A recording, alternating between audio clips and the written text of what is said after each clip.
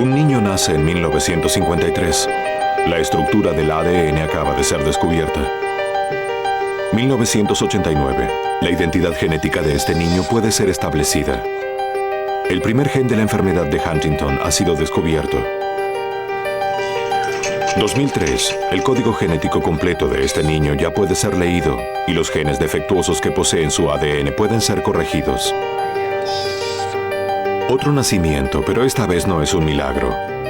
El sexo del bebé y su color de ojos fue decidido antes de ser concebido. Incluso su cabello, la forma de su nariz y su inteligencia. ¿Cuál es su fecha de nacimiento? Tal vez dentro de unos pocos años. Nació luego de una revolución en la genética. Una revolución en la que cada nuevo paso trae consigo nuevas preguntas acerca de la ética y la responsabilidad. Y a medida que las promesas de la ciencia son cada vez mayores, las preguntas que nos hacemos también aumentan.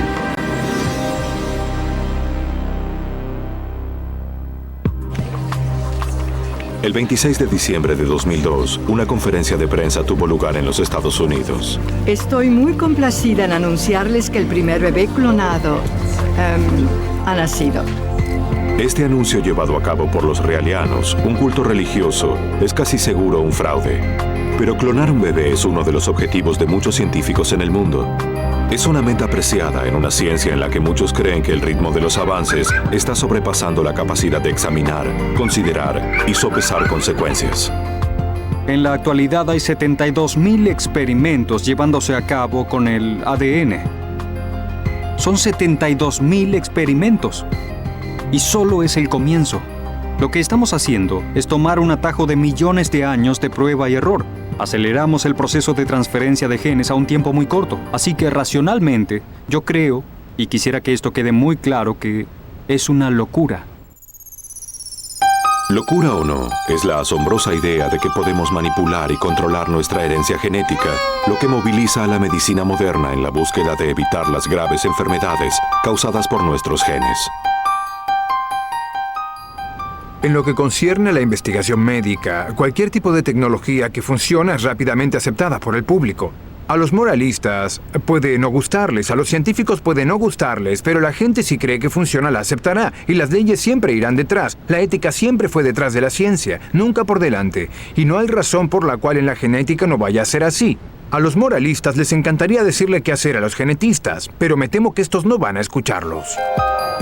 A medida que el debate crece, este programa los llevará a las fronteras de la investigación genética. Un lugar en el que a menudo los científicos admiten que no saben cómo es que sus experimentos funcionan, pero donde no hay dudas que la medicina genética promete extraordinarios avances. En el futuro esperamos poder inyectar células madre al paciente y que ellas logren reparar las partes dañadas del cuerpo. Creo que la clonación es la tecnología más poderosa que los humanos hayan desarrollado jamás. Esperamos que el trabajo que nosotros y otros científicos estamos haciendo logre algún día confinar a las enfermedades genéticas a los libros de historia. Para averiguar qué es lo que la gente piensa acerca de los avances que están revolucionando nuestro futuro genético, Discovery llevó a cabo una encuesta internacional en 8 países. Nuestra encuesta descubrió que mucha gente comparte el gran entusiasmo que sienten los científicos en cuanto a que la genética decidirá el futuro de la raza humana. El mayor apoyo se encontró en Brasil, un promedio menor en el Reino Unido y los Estados Unidos. Pero inclusive allí, 2 de cada 5 personas están de acuerdo. A medida que avanzamos, creo que finalmente influirá a la medicina y el modo de tratar a la gente. Creo que hay demasiada manipulación de por medio. Además, pienso que hay otras cosas que probablemente ayuden más a avanzar en la medicina, aparte de la genética. Las promesas de la genética son muchas en cuanto a la manipulación de los genes, pero ¿se harán realidad? Y si es así, ¿estamos listos para aceptar la responsabilidad de alterar la materia prima misma de la vida? Nuestro ADN. Londres, dentro de 50 años. Hemos imaginado un mundo en el que la genética es parte de la vida diaria de familias como esta. Para esta generación, los genes pueden ser divididos y cambiados a elección. Nueva pantalla holográfica para seleccionar niños diseñada. Cura genética para el cáncer pone fin a las pruebas clínicas. Un supermercado es demandado por crear un pavo con 8 pechos. ¿Está cansado de su calvicie y las mujeres no le prestan atención? Hágase implantar el gen mágico del cabello, ahora. ¿Necesitaré ese gen? El gen responsable de la calvicie podría ser desterrado. Pero desde el momento en que los secretos de nuestro genoma fueron descubiertos, los científicos se han preguntado si podrán manipular nuestros genes. La gran idea es una terapia genética. Para las enfermedades causadas por el defecto de un solo gen, como la fibrosis quística, la distrofia muscular o la hemofilia, la terapia genética parece ser una gran promesa. Este hombre es la prueba viviente de que la terapia genética puede funcionar. Es la única persona en el mundo que aparentemente se ha curado de una grave enfermedad genética, como la hemofilia, luego de someterse a un tratamiento de tipo genético experimental. Las enfermedades como la hemofilia son causadas por genes defectuosos. La idea detrás de la terapia genética es simple. ¿Por qué no insertar un gen en buen estado en el ADN para que haga el trabajo correctamente? La terapia genética usa un virus para insertar un nuevo gen en el núcleo, llevando la letra en su envoltura. El gen se inserta al azar en el genoma. Ahora podría ser leído y así corregiría las instrucciones que se pasan del núcleo a los fabricantes de proteínas, que son los cimientos de nuestro organismo. Pero la terapia genética tiene sus riesgos. De hecho, en algunos casos ha resultado fatal. En 1999, un adolescente llamado Jesse Gelsinger murió mientras se sometía a una terapia genética experimental por una enfermedad hepática llamada OTC. El virus que fue usado para transportar el gen de reemplazo desencadenó una enorme respuesta inmunológica que lo mató. Mi problema con la terapia genética no es en cuanto a sus principios, sino a su ejecución. El joven Jesse Gelsinger, este muchacho, no estaba a punto de morir, no. Llevaba adelante una vida saludable. Murió casi inmediatamente a causa de esta terapia. Está muerto y eso no debía ocurrir. Otros errores han ocurrido a causa de la terapia genética. Los niños con enfermedades inmunológicas que se ven forzados a vivir en un medio libre de gérmenes parecían los candidatos ideales para este tratamiento. Eso fue hasta que 2 niños franceses desarrollaron una leucemia debido a que un gen que les insertaron, que estaba diseñado para curar su enfermedad, desactivó a otro gen adyacente llamado LMO2. Esto hizo que las células de su sangre se dividieran incontrolablemente, dando como resultado el cáncer. Algunos médicos creen que la terapia genética puede llegar a ser tan buena que ya están trabajando para intentar eliminar sus riesgos. Esto es lo que están haciendo en un esfuerzo conjunto el Hospital de Niños de Filadelfia y la Universidad de Stanford con el gen de la hemofilia. A medida que la sangre envejece, se vuelve más oscura, pero lo que me preocupa es que de hecho es más grande que del otro lado, no es solo una magulladura. Dylan, de 2 años, es hemofílico debido a un gen defectuoso que heredó de su madre, en el cromosoma X. Su cuerpo no produce la cantidad suficiente de un agente coagulante llamado factor 9, de modo que sangra muy fácilmente. Hoy está recibiendo una dosis de emergencia de factor 9 sintético. Este es muy costoso, entre $50 y $100,000 por paciente al año, de modo que más de la mitad de los que lo sufren en el mundo no puede pagarlo. Los pacientes pueden volverse inmunes a él y su administración es muy dolorosa. Tranquilo, Es cariño. para curarte. Mira, Dylan, estoy aquí. Aquí estoy. Muy bien. Bien, amigo. Durante 6 años, la doctora Kathy Mano y la profesora Kathy Hai han estado trabajando en el diseño de un virus más seguro para transportar un gen que genera un coagulante sintético. ¿Podríamos quitarlo ahora? ¿Quieres que lo quitemos? Los hemofílicos como Dylan solo producen el 1% de los valores normales del agente coagulante. Un pequeño aumento reflejaría una gran diferencia.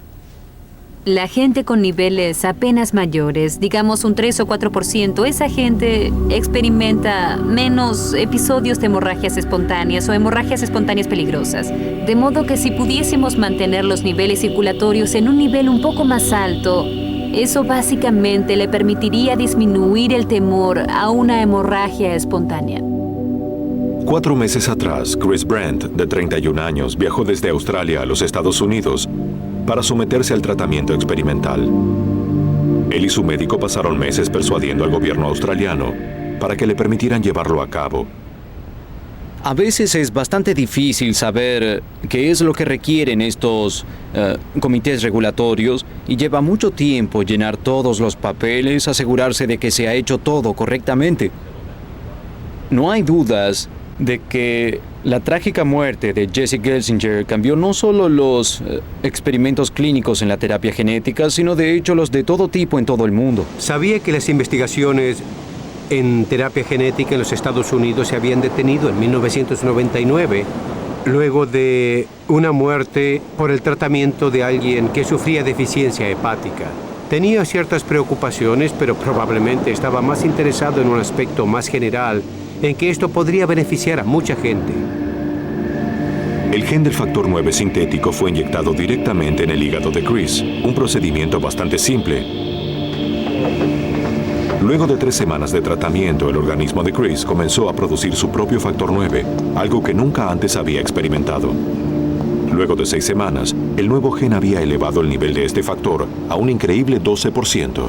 Cuando descubrí que mi cuerpo producía su propio factor 9 fue muy emocionante. Sentí que probablemente ya no iba a tener que preocuparme más por volver a tener una hemorragia. Este es un objetivo en el que hemos estado trabajando desde hace más de 5 años, casi 10 años. Así que es un momento maravilloso. Hemos aprendido con los años a no entusiasmarnos tanto hasta que cierto tiempo haya pasado, pero somos cautelosamente optimistas. Y la profesora Hyde tenía razón en ser cautelosa. Luego de la mejoría inicial, el nivel de factor 9 de Chris comenzó a descender nuevamente. Además, su hígado desarrolló una reacción inmunológica al nuevo gen, causándole una hepatitis. Estaba un poco decepcionado de que este factor que comencé a producir ahora volviera a descender, pero además de eso no creo que me haya causado una angustia mayor. Creo que mi hígado ya está bien, creo que puede soportar un par de tragos, es todo lo que necesito. Nuestra encuesta le preguntó a la gente si continuaría una terapia genética, aún sabiendo que algunos pacientes habían muerto a causa del tratamiento. Muy pocos en el Reino Unido y los Estados Unidos la continuarían. Dependería de ciertas circunstancias, si tuviera una enfermedad terminal, si fuera algo que pudiera matarme, supongo que no tendría otras opciones y lo haría. Si estuviera muriéndome, estaría dispuesta a correr el riesgo. Uno siempre debería poner en la balanza los efectos secundarios y cuánto más alargar su vida. Hay una terrible verdad en medicina y es el hecho de que muchos tratamientos que se volvieron comunes en sus etapas primarias son peligrosos. El caso más clásico es el de trasplantes de corazón. En los primeros trasplantes en los años 60 no había oportunidad de sobrevivir, algo no permitido hoy, pero si no se hubiesen hecho, hoy no tendríamos toda la tecnología que tenemos. Ahora, la terapia genética hoy no es tan riesgosa como eso, pero sería tonto negar que hay ciertos riesgos, algunos de los cuales quizá ni siquiera sepamos. Sin embargo, si no asumimos esos riesgos, la terapia genética nunca avanzará. Así que aunque sea de mala gana, debemos asumirlos a pesar de que nos cueste algunas vidas. Para Chris, la terapia genética es un riesgo que parece haber valido la pena de un modo no esperado.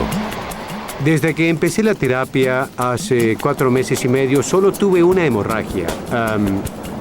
Eso es extraordinario para mí. Normalmente tenía una hemorragia cada 2 semanas. Y ya han pasado 3 meses desde la última que tuve y no puedo explicar por qué, pero ha sido muy bueno. En Australia hay grandes esperanzas de que la experiencia de Chris Brandt permita que se lleven a cabo más ensayos de terapia genética. Las consecuencias de esto son muy emocionantes y de hecho es un gran avance en las terapias genéticas, ya que obtuvo un primer destello en cuanto a las posibilidades de un beneficio terapéutico en los seres humanos que reciban esta terapia. Sumado a esto, él parece seguir obteniendo beneficios de la terapia genética de un modo que aún no comprendemos. Inclusive con éxitos como el de Chris, algunos creen que estamos intentando correr antes de poder caminar. Aún no sabemos lo suficiente acerca de nuestros genes como para experimentar con ellos hasta este punto. Solo tenemos unos 30.000 genes, pero hay 200 o 300.000 proteínas que esos genes sintetizan. Lo que un biólogo molecular no diría es por qué un gen decide sintetizar una proteína en lugar de otra. Así que creo que aún debemos explorar esos factores subyacentes que hay en este medio. y que pueden decirnos por qué un gen sintetiza una proteína y no otra. Eso es algo básico en este tema. La terapia de reemplazo de genes, que incluye la introducción de nuevos genes, seguirá siendo riesgosa hasta que sepamos exactamente cómo funcionan esos genes. Pero un nuevo estudio aquí en la Universidad de York podría volverla mucho más segura. En vez de reemplazar un gen defectuoso, esta destruye el mensaje atacando al mensajero. Es el primer paso en la búsqueda de vencer a la enfermedad que provoca más muertes, el cáncer. Este es el núcleo de una célula de cáncer cervical que ha sido forzada a autodestruirse. Este tipo de cáncer es causado por un virus de transmisión sexual llamado HPV. Cada año 400.000 mujeres de todo el mundo mueren a causa de esto. La profesora Jo Milner, una precursora en este tema, ha pasado 3 años intentando encontrar un modo de vencerlo. Dentro del núcleo de una célula sana están los genes P53 y RB. Estos 2 genes evitan la formación de tumores al controlar la velocidad a la que se dividen nuestras células y destruyendo cualquier célula dañada que pueda volverse cancerosa. El cáncer cervical aparece cuando el virus entra en la célula y ataca a los genes que suprimen los tumores, colocando 2 de sus propios genes, el E6 y E7, en el genoma humano. Estos se apoderan de la célula, obligándola a dividirse de un modo desproporcionado, causando el cáncer. El estudio de la profesora Milner, uno de los más avanzados en lo que se refiere a genética, se llama interferencia del ARN. Trata al cáncer en su raíz genética. Los tratamientos convencionales contra el cáncer, incluyendo la quimioterapia y la radioterapia, son efectivos en varios tipos de tumores, pero tienen la desventaja que atacan a las células normales también. En otras palabras, son de tipo no selectivo para el cáncer. La enorme ventaja de la interferencia del ARN es que está diseñada para atacar a las células cancerosas específicamente. Los genes son leídos por el ARN mensajero, el cual lleva las instrucciones a los sectores de la célula que producen proteínas.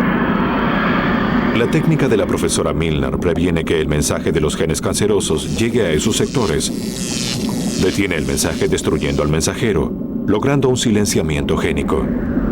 El agente que logra esto, una molécula llamada ARN de interferencia corta, es introducido en la célula que ha sido infectada por el virus del cáncer. Allí se combina con el ARN mensajero, que lleva las instrucciones del virus del cáncer a donde se fabrican las proteínas y lo destruye, haciendo que las células cancerosas se autodestruyan. En teoría es un concepto asombroso. La pregunta era, ¿podía la profesora Milner hacer que funcionara en la práctica en las células del cáncer cervical? Puedes ver de inmediato que la imagen es diferente. Hay muchas menos células y estas células que tienen estos halos a su alrededor son células que están en proceso de autodestrucción esencialmente. Estas están muertas y este es el remanente de las células cancerosas. Fue una sensación maravillosa mirar por el microscopio y ver los resultados. Podía ver que esas células estaban muriendo, mientras que las células normales, que recibían el mismo tratamiento, no se veían afectadas. Ahora tenemos una tecnología que nos permite interferir directamente con el ARN de los genes del virus. Y en esta primera etapa, los progresos fueron muy importantes. Así que podríamos estar frente a una nueva generación de medicamentos. A partir de las investigaciones de la profesora Milner, uno podría inferir que la cura para el cáncer cervical es algo inminente, pero las pruebas en humanos recién podrían comenzar dentro de 3 años. Nuestra encuesta ha descubierto un enorme optimismo en cuanto a que la genética encontrará una cura para la mayoría de las enfermedades. Los británicos y los estadounidenses son más escépticos, pero incluso allí 3 de cada 5 personas creen que la genética curará enfermedades. Creo que la manipulación genética, no en la concepción, sino luego de ella, será la fuerza más importante para la medicina, tal vez dentro de los próximos 20 años. Es de esperar que los avances en genética ayuden a mejorar así nuestras vidas. La terapia genética y las investigaciones como la de la profesora Milner traen la esperanza de poder terminar con muchas enfermedades genéticas en las que solo 1 o 2 genes están involucrados. Pero en otro tipo de problemas genéticos como las enfermedades cardíacas, una compleja red de genes está involucrada y se necesita un enfoque diferente. Las técnicas más radicales que utilizan lo último en adelantos genéticos son muy auspiciosas, pero también generan una nueva ola de preguntas éticas. Hace 1 año y medio, Nelson Aguía tenía a la muerte golpeando a su puerta. Tenía una enfermedad cardíaca crónica luego de sufrir varios infartos. Sin un trasplante, su futuro era sombrío. Pasé por 2 operaciones con 7 bypass. No podía subir una escalera y el pecho me dolía mucho. Ya no tenía ganas de vivir. Creo que si hubiese tenido un 3er infarto, no habría sobrevivido. Pero en vez de un trasplante de corazón, Nelson se sometió a un tratamiento con el que obtuvo grandes mejorías. Su dañado corazón pudo regenerarse exitosamente gracias a una de las terapias genéticas más controvertidas, la terapia con células madre. Las células madre o troncales son las células maestras de nuestro cuerpo que regeneran y reparan diferentes tipos de tejido. En el pasado, los científicos creían que el destino de las células madre adultas no podía ser cambiado. Solo podían ser lo que su destino les indicaba que fueran. Pero ahora, los científicos están estudiando la idea de tomar células madre de una parte del cuerpo y hacer que se vuelvan células de otro sector del cuerpo. Un órgano que casi no tiene este tipo de células propias es el corazón. Aquí el tejido del corazón que ha muerto o está dañado no puede regenerarse. Pero ¿podrían las células madre de otra parte del cuerpo ser engañadas y convertirse en nuevas células del corazón? La noción de que uno puede reeducar a sus propias células para reemplazar tejido dañado es algo muy emocionante. Diría que es el área más emocionante de la genética moderna o de la biología celular. ¿Qué es lo que hace que los genes envíen o no las instrucciones a una célula madre de la médula para que ésta se convierta en, por ejemplo, un glóbulo blanco? Es algo aún muy incierto. Pero un importante trabajo que se está llevando a cabo aquí, en el Instituto de Enfermedades Cardíacas de Texas, podría aportar algunas respuestas. El Dr. James Willerson, quien inició la investigación, cree que las células madre adultas podrían ser mucho más poderosas de lo que se pensó hasta ahora. Estamos convencidos de que se pueden usar las células de la médula espinal como una forma de trasplantar células madre, de manera que aumente la circulación de la sangre y mejore el funcionamiento del corazón dañado. Las células madre de la médula de Nelson son extraídas utilizando una jeringa y filtradas para separarlas unas de otras. Más tarde son inyectadas en su corazón, entre el tejido muerto y el vivo. La gran pregunta era si este nuevo medio ambiente podría persuadir a las células madre de que se conviertan en nuevas células para el corazón, en vez de en glóbulos blancos, como originalmente debía ser. El Dr. Emerson Perrin, un especialista cardíaco del Instituto de Texas, comenzó a tener esperanzas en esta novedosa técnica. Decidió llevar a cabo las pruebas en su Brasil natal. El Dr. Perrin debió trazar un mapa tridimensional del corazón utilizando un catéter que ingresó a través de una arteria de la pierna. Este mapa que está construyendo representa el corazón de Nelson antes de que le inyecten las células madre. En una persona saludable se vería totalmente púrpura. Las áreas rojas señalan los sectores en los que ha sufrido los infartos. Aquí podemos ver un sector púrpura. Se contrae normalmente. Así que de inmediato notamos que este es un corazón muy dañado. Si lo levantamos y miramos la superficie de abajo, estos puntos negros marcan los sitios exactos en los que hemos inyectado las células madre. Y son las zonas que más necesitan mayor cantidad de sangre, donde podría haber potencial recuperación. La próxima etapa de esta intervención, que dura 45 minutos, está destinada a inyectar las células madre en el corazón usando una pequeña jeringa que es introducida en el órgano a través de la arteria en la pierna. Un mapa tridimensional es utilizado para guiar las inyecciones a fracciones de milímetro, alcanzando las predeterminadas que necesitaban más ayuda. A pesar de que estas células madres son de la médula espinal del paciente, una vez que estuvieron en el corazón, algo sorprendente ocurrió. Ocurre que cuando uno pone una de estas células madre en medio de un grupo de células que pertenecen al corazón, esta parece mimetizarse con el medio que la rodea. Las células son lo bastante listas como para convertirse en el tipo de tejido que necesitamos que se conviertan. Creemos que a partir de esto las células madre pueden segregar distintas sustancias muy beneficiosas que podrían, por ejemplo, ayudar a que los vasos sanguíneos crezcan. También podrían convertirse en un sector de un vaso sanguíneo o en tejido muscular en el corazón y en ese otro mecanismo. Así que en este punto no sabemos exactamente cómo funciona, pero tenemos una idea. Tal vez no sepan cómo lo logran, pero parece que sí funciona. La imagen en la derecha es un mapa del corazón de Nelson tan solo 16 semanas luego de la operación. Ya hemos visto el mapa en el momento en que inyectamos las células.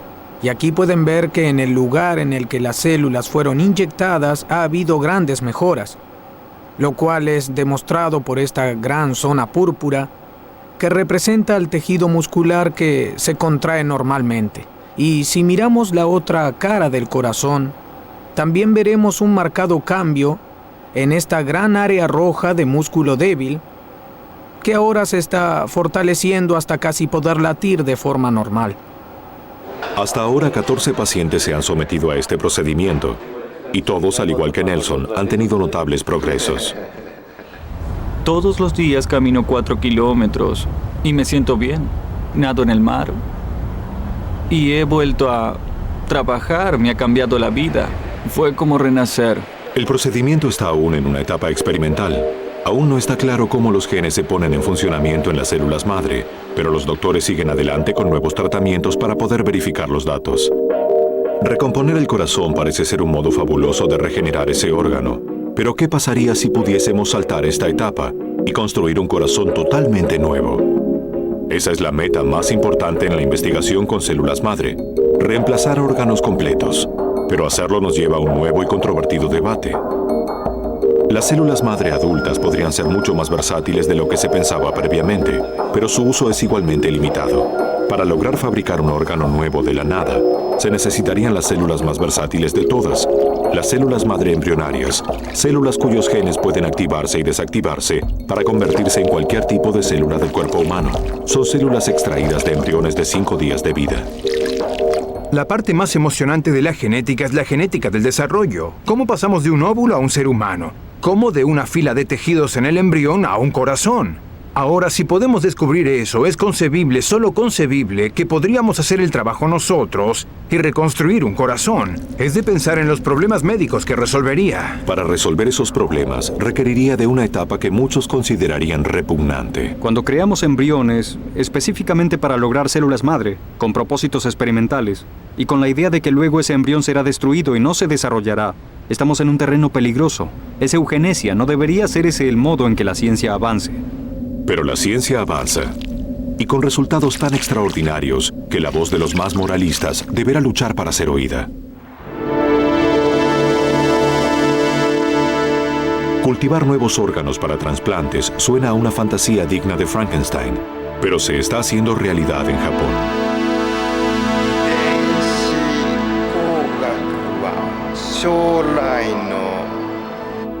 Los ojos de esta rana fueron creados artificialmente en este laboratorio. Funcionan perfectamente luego de haber sido trasplantados por este hombre. El profesor Makoto Asashima ha logrado un sorprendente avance. Es el primer científico en el mundo que logró crear de la nada un órgano sensorial a partir de células madre embrionarias. Las células madre embrionarias son los cimientos de todas las criaturas, sean ranas o humanos. Luego de que el espermatozoide ha fecundado al óvulo, este comienza a dividirse hasta que luego de 4 o 5 días se convierte en 200 células distintas. Estas son células madre. En esta etapa, tienen la capacidad potencial de convertirse en cualquier parte del cuerpo. Si podemos controlar y dirigir esa potencialidad, podremos fabricar cualquier órgano que elijamos. En la Universidad de Tokio, el profesor Asashima ha tomado células madre del embrión de un renacuajo y las cultivó en el laboratorio. El desafío consiste en convencer a las células de que deben convertirse en ojos. Pusimos varios fluidos en el tubo de ensayos conjuntamente con las células madre, alterando las condiciones de las células, por ejemplo, cambiando la concentración de una proteína llamada actina. Creamos diferentes órganos en el tubo de ensayo. Estos ojos cultivados en un laboratorio son trasplantados a unos renacuajos a los que se les han quitado sus propios ojos. El próximo desafío es conseguir que los ojos trasplantados funcionen, y si bien una vez más la genética ha encontrado el modo de lograrlo, el mecanismo por el cual esto funciona es aún un misterio. El nervio óptico crece hasta el sector en que se conecta con el cerebro y allí se detiene. Luego, este se conecta con el nervio que sale del cerebro. Por el momento no sabemos por qué el nervio del ojo trasplantado continúa creciendo hasta el cerebro. A medida que los renacuajos maduran, la pregunta es, ¿toda esta novedosa tecnología realmente funciona? ¿Pueden las jóvenes ranas ver a través de sus nuevos ojos? Para averiguarlo, el profesor ha aprovechado una inusual cualidad que tienen las ranas. Si la rana no puede ver, entonces su cuerpo se vuelve oscuro. Si la rana puede ver, incluso con un solo ojo, se vuelve de un color más claro, a veces blanco. En este estanque se puede reconocer fácilmente a las ranas de color claro que pueden ver. Algunas son incluso blancas, y las ranas más oscuras en las que el trasplante no funcionó han quedado ciegas. El profesor Ashashima espera que esta visión futurista pueda algún día literalmente darle ojos a los niños que padecen ceguera. Hay distintos niveles de ceguera, pero sí podemos cultivar ojos en un tubo de ensayo, entonces tendremos oportunidades de poder curar la ceguera usando un tratamiento con células madre. Mientras el profesor Ashashima aprende cada vez más acerca de cómo los genes que gobiernan estas células madre funcionan, también está aprendiendo a fabricar otros órganos para las ranas, riñones, hígados y uno de los órganos más complejos, el corazón. Este corazón de rana está esperando a ser trasplantado. Es el próximo objetivo en la lista del profesor. En los experimentos del profesor Ashashima, las células madre provienen de embriones concebidos sexualmente por ranas hembra y macho. El gran problema en los humanos es que nuestro complejo sistema inmunológico rechaza instantáneamente órganos que no contienen nuestro mismo ADN. Esta es la razón por la que los pacientes de trasplantes de corazón deben recibir grandes dosis de medicamentos inmunosupresores. El único modo de obtener células madre que contengan únicamente nuestros genes es clonando un embrión. Para lograr esto, el núcleo de un óvulo humano es removido y un nuevo núcleo es insertado. Este puede provenir de cualquier célula del cuerpo. Una corriente eléctrica fusiona a ambos y la división celular comienza. Se ha creado un embrión clonado.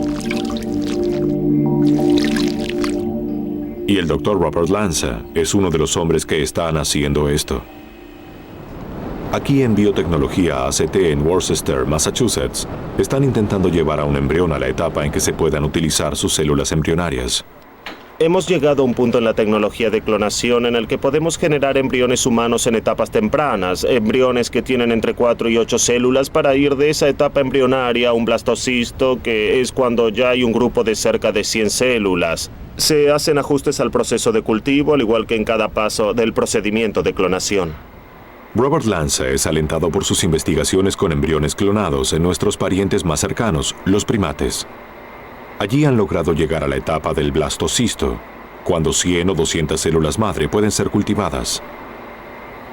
Lanza cree que las aplicaciones de esto pueden ser muy variadas. Ya sabemos, por ejemplo, cómo convertir las células madre embrionarias en células productoras de dopamina que podrían ser usadas para tratar a un paciente con mal de Parkinson. Sumado a lo que sabemos sobre algo llamado ácido retinoico, podemos convertir a las células madre embrionarias en células cardíacas. Generamos distintas capas sintéticas de este tipo de células, formando lo que llamamos parches miocardíacos, de modo que podríamos reparar un corazón así como se repara un neumático de bicicleta. El éxito con los primates ha alentado al Dr. Robert Lanza en su ambición de crear órganos completamente humanos a partir de células madre embrionarias clonadas. Fabricar un corazón completo sería como hallar el Santo Grial. Es un procedimiento muy complejo que probablemente nos lleve de 10 a 15 años. A pesar de ser algo lejano, suena bastante prometedor, pero hay un precio que pagar. Cuando un embrión es cultivado para obtener células madre, este resulta destruido en el proceso. Una potencial vida se acaba. El debate acerca de si este pequeño grupo de células tiene los mismos derechos que el resto de nosotros es muy controvertido. Muchos creen que este tipo de investigaciones debería ser prohibido. Nuestra encuesta muestra que mientras en Brasil y Turquía 2 de cada 3 personas creen que debería ser ilegal, en los Estados Unidos 2 de cada 5 personas piensan esto. En el Reino Unido la mitad cree que debería estar prohibido. El tema del derecho a la vida es tan complejo que el mundo está dividido en cuanto a si las investigaciones con células madre en embriones clonados debería o no seguir adelante. Gran Bretaña permite realizar investigaciones con células madre embrionarias de hasta 14 días de vida. El Ministerio de Salud de Australia aún no puede lograr un consenso en este tema. Singapur nombró a un panel de expertos que estudie las cuestiones éticas del uso de células madre embrionarias, y en Israel no hay ninguna ley que regule el uso de este procedimiento. Los Estados Unidos prohibieron el uso del dinero de los contribuyentes para investigaciones con células madre embrionarias, y la presión política está aumentando para prohibirlas del todo. Afortunadamente no se detuvo. La investigación con células madre es tan importante que muchos la patrocinan y gobiernos europeos la apoyan. Así que a menos que haya un rechazo universal a este tipo de procedimiento, esto seguirá avanzando. Y puedo asegurar que las cosas que funcionan no serán ignoradas por la ley, serán aprobadas. Y cuando eso ocurra, la decisión más difícil será si debemos ordenar nuevos órganos a través de Internet o con algún vendedor que golpee a nuestra puerta.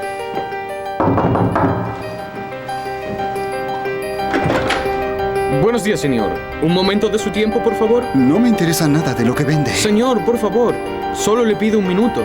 Es una oferta que su cuerpo no puede rechazar. ¿Qué edad tiene, señor? Si no le molesta decírmelo. 40. ¿Sabía que a los 40 años su hígado no es tan eficiente como cuando tenía 18? ¿Y que su corazón puede fallar? Sí. ¿Y? ¿Qué opina de un nuevo corazón? Las investigaciones de clonación para fines terapéuticos que intentan cultivar tejido humano para reemplazar el tejido dañado del corazón podrían, estoy seguro, ser abusivas. Pero dentro de 20 años, la noción de que no se deberían usar células madre porque esas células provienen de un óvulo que fue fertilizado pero no implantado en una clínica de fertilización asistida nos chocará de forma igualmente violenta. Toda la discusión se centra en el hecho de si un grupo microscópico de células más pequeño que la cabeza de un alfiler ostenta los mismos derechos que alguien que podría morir porque no nos atrevemos a usar esta tecnología. La gran pregunta para los legisladores, moralistas y el resto de nosotros es ¿qué ocurrirá cuando la clonación de embriones llegue a término biológicamente? Lograr que un embrión humano clonado en un laboratorio crezca más allá de un par de células prueba ser algo muy dificultoso. Pero hacer crecer uno en el útero podría ser más simple. Los científicos están aprendiendo acerca de la clonación con otros mamíferos, pero quienes la objetan dicen que Dolly, la oveja clonada, es una clara evidencia de que esto no debería ocurrir jamás con los humanos. El profesor Keith Campbell, uno de los creadores de Dolly, oyó el argumento de que la vejez prematura y la artritis de Dolly son producto de que era un clon. Desde mi conocimiento, creo que no hay ninguna evidencia de que Dolly envejeció prematuramente comparada con otro animal de la misma edad que hubiese nacido mediante una fecundación natural. No quiero que se interprete que todos los animales producidos con esta técnica son normales, es una técnica muy ineficiente. Y aún no comprendemos los mecanismos que regulan el desarrollo, así que se producen ciertas anormalidades, no quiero decir muertes, en los fetos de los animales. A pesar de los datos en animales, algunos científicos siguen adelante en busca de la meta más grande: clonar a un humano. Los críticos preguntan para qué querrían hacer tal cosa. Que las parejas estériles pudieran tener un bebé es uno de los argumentos más discutibles. Uno de los hombres que está intentando clonar a un humano es el Dr. Panos Savos. Es una etapa muy avanzada en el tema del programa de clonación humana. Y obviamente estamos muy confiados en que lograremos crear embriones clonados que sean saludables. Podremos implantar esos embriones clonados y llevar a cabo un embarazo, y espero que ese bebé pueda nacer al final de este año. Nuestra encuesta preguntó cuándo podrá ser clonado un ser humano. Y la creencia más común es que esto ya ha ocurrido en secreto en algún lugar. Un tercio piensa que esto ocurrirá dentro de los próximos 5 años, mientras que solo 1 de cada 7 cree que nunca se logrará clonar a un humano. Creo que lo que podemos asumir aquí es que si aún no se ha logrado algo, algún día se logrará. Despertaremos y descubriremos que alguien lo hizo. Este ya no es un problema técnico. Esta es una cuestión de qué investigador podrá lograrlo primero.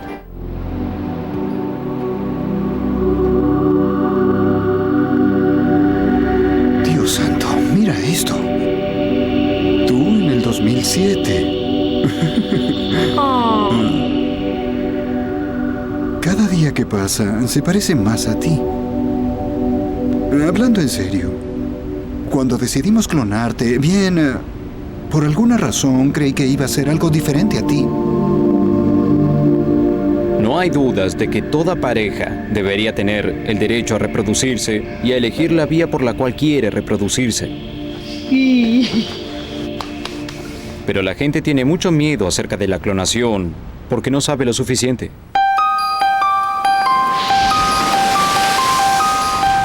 Algunos científicos dudan de que un clon humano ya se haya creado, puesto que semejante desarrollo está lleno de riesgos.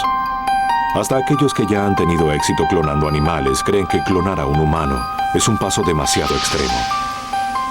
El clon podría sufrir ciertas anormalidades, algo que con la medicina humana no pondría a riesgo su vida, pero hoy en día no vale la pena correr el riesgo de que eso ocurra, de modo que no deberíamos intentar clonar a un humano. De lo que la gente tiene que darse cuenta es de que si se investiga la clonación en humanos, se comenzará a experimentar con niños, con bebés, y habrá cosas que saldrán mal. Habrá mucho sufrimiento a causa de esto. Y simplemente ese tipo de experimentos no puede ser justificado solo porque alguien siente que querría perpetuar su identidad genética. Pero el Dr. Panos Savos cree que los especialistas en fertilidad como él están perfectamente capacitados para evitar esos riesgos. Asistimos a la fertilización humana desde hace 24 años y aprendimos mucho de la medicina reproductiva en los humanos. Cómo crear un niño o un embrión en una probeta, transferirlo al útero y luego monitorear el embarazo y asegurarnos de que ese embarazo siga correctamente hasta tener un parto exitoso. Y somos muy buenos en esto.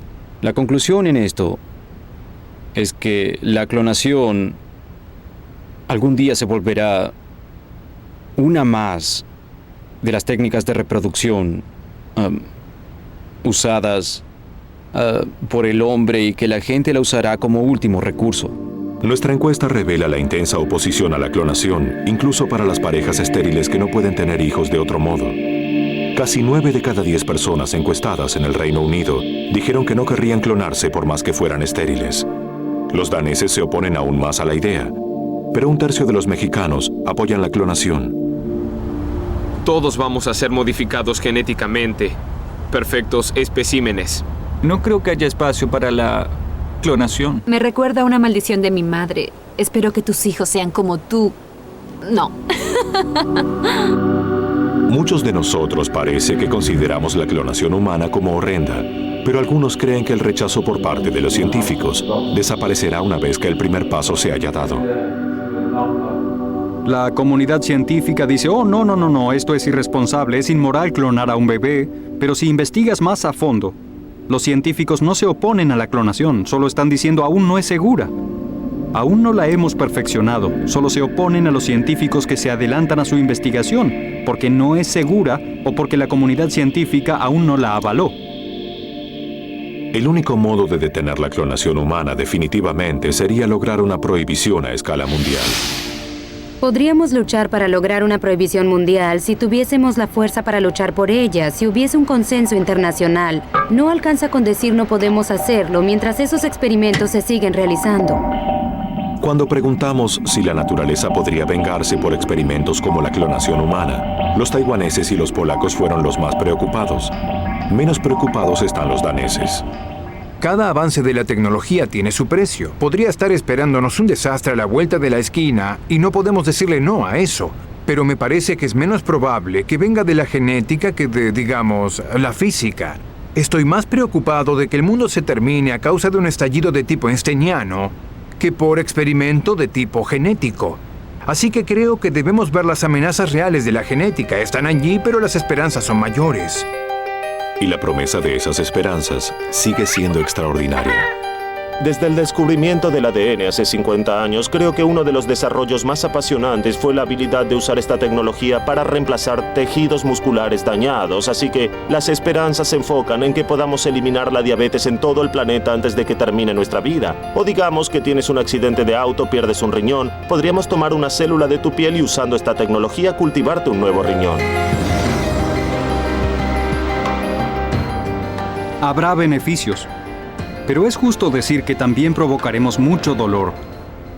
Así que creo que un modo responsable de enfrentar esto es decir, todo nuevo adelanto científico tiene sus beneficios y sus costos. Un salto hacia adelante y uno hacia atrás. Nuestra misión es hacer la pregunta importante, es decir, la pregunta socrática, los porqués, las preguntas éticas, hacer las preguntas principales, de modo que esta travesía sea un poco más beneficiosa en vez de dar un salto hacia atrás para la humanidad. Pero solo si todos nos hacemos estas preguntas y oímos las respuestas, tendremos la esperanza de poder controlar lo que muchos creen será la era de la genética. Algo que podemos tolerar es la decepción. Lo que no podemos permitirnos es decir, la genética no logrará nada, dejémosla ya, o la genética es muy peligrosa, dejémosla ya. No tenemos otra opción más que continuar. Y quizá dentro de 50 años, espero, la genética me permitirá regresar y ver el siglo en que se descubrió la molécula de ADN.